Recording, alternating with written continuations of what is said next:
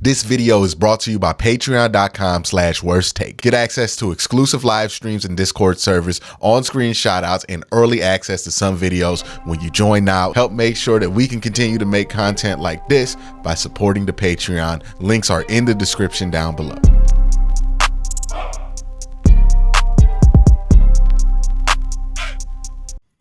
One thing I've learned is to never be surprised by how much a difference a week can make in the NFL, especially when it comes to health. We went from after the Colts game feeling like Deshaun Watson might have retore that shoulder and that we're 6 weeks away from him playing to today getting this news. Who started at quarterback for you Sunday? DESHAUN. Was he full today? Yes. So Deshaun Watson confirmed to have played, but that's not where it stops. This story is a lot more interesting because he's not just declared the starter. Deshaun Watson is not listed on the injury report for the Cleveland Browns against the Arizona Cardinals, which would indicate that they feel like this injury is done. Now, whether that's the case or not, we will find out on Sunday. I've also been through this saga long enough to not assume that just because things might seem like they're going in one direction, that they are in there. But it is worth noting, he was still on the injury report when he was declared the starter against Indianapolis. So he's no longer on that injury report. He's not listed. He's not listed with a status. He's not probable. He's not questionable. He's not listed on there as gonna play with a shoulder injury. He is, for all intents and purposes, off the injury report. That is 100% what happened. And then also, if we look at the other players' status that are hurt, we saw that giant injury report early in the week with like 25 names on it. This week, who's going to be out? David Bell out.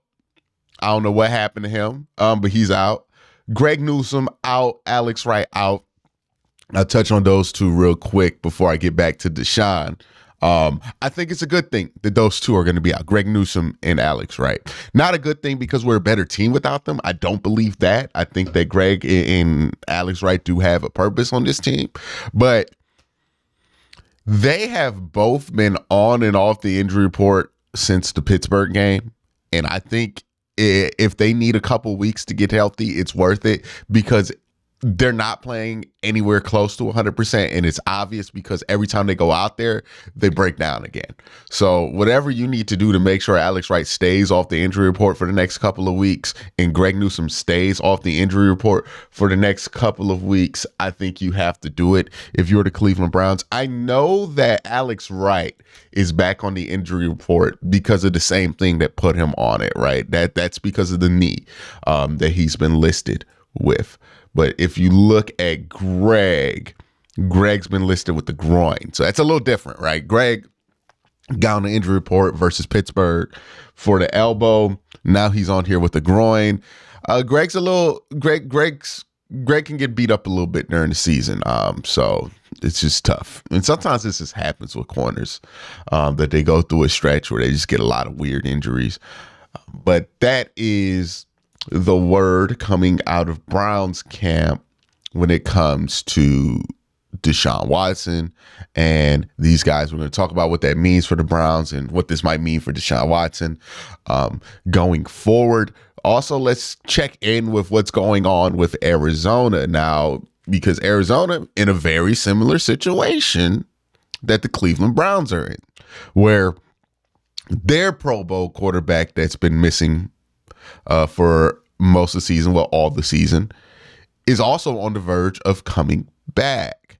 Now, this week was weird, right? The week started after the Cardinals' last game with them saying Josh Dobbs is going to be the starter next week in Cleveland.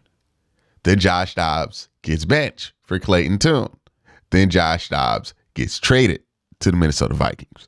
So, okay, Josh Dobbs not going to start. But then you hear Clayton Tune's going to start.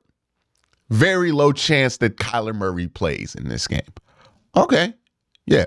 So, but as the week goes on, it feels like Kyler has a more and more and more of a chance to play in Cleveland.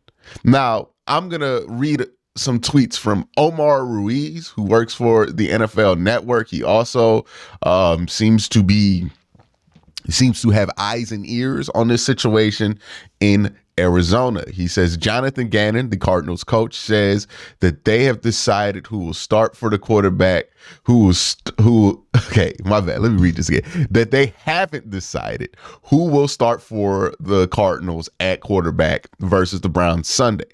He said they'll likely decide on the plane today or tomorrow whether it's Kyler Murray or Clayton Tune. Said they've had a good week of practice with Kyler. Gannon met with the media before practice and said no decision had been made yet because he wants a full week of practice to evaluate. They hit the practice field in an hour, and Gannon said before he, GM, and offensive coordinator Drew Petzing, and of course Murray will collectively make that decision.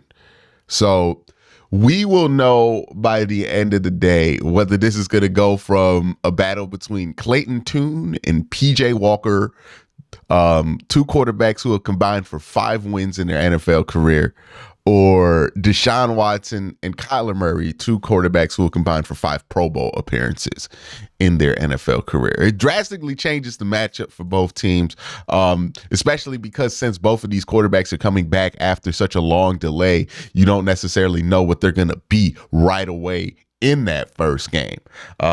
But this is where the Browns are at.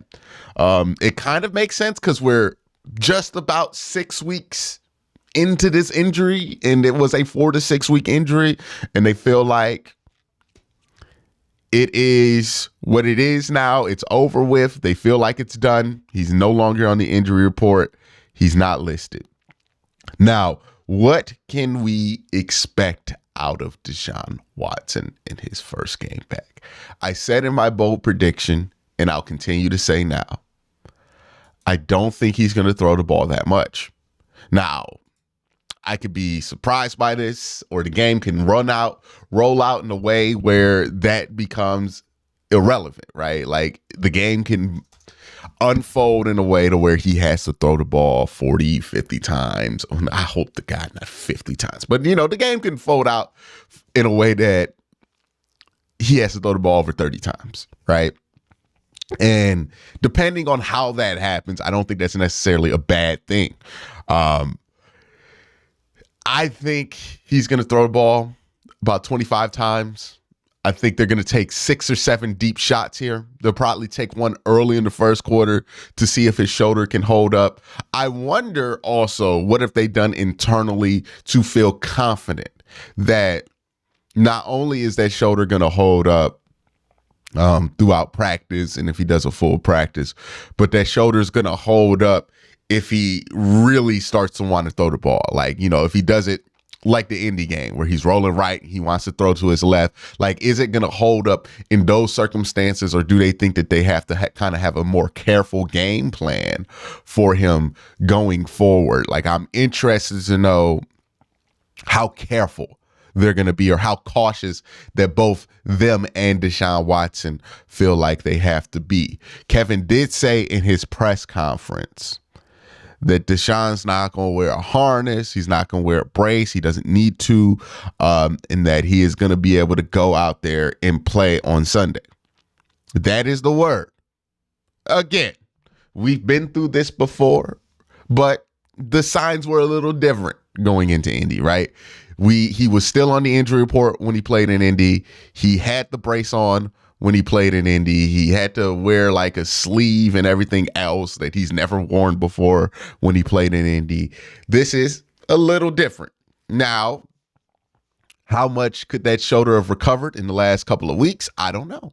Maybe it recovered to the point to where it needed to, but we'll find out Sunday with that. I think that this is also a good spot for Deshaun Watson to return. Not just because the Cardinals aren't the greatest team in the world, but you look at the stretch coming up in the season for the Browns, for Deshaun Watson, and you can see why this about the time, right? Because thankfully, you've won more of these games without, well, I think you lost Baltimore and you lost Seattle, but you won San Fran and you won Indy. So you went 500 in this stretch without Deshaun Watson, which is fine, right? Like you're okay with going 500 in that stretch, especially considering that you played Baltimore, San Francisco, at Indy, at Seattle.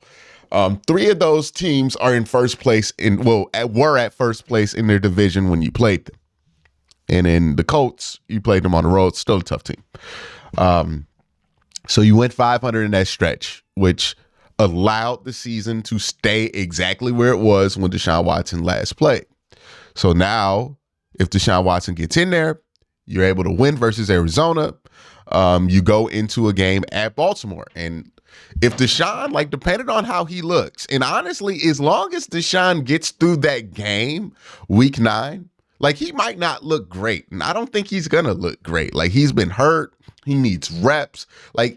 I would not anticipate that he looks spectacular in this game versus the Arizona Cardinals.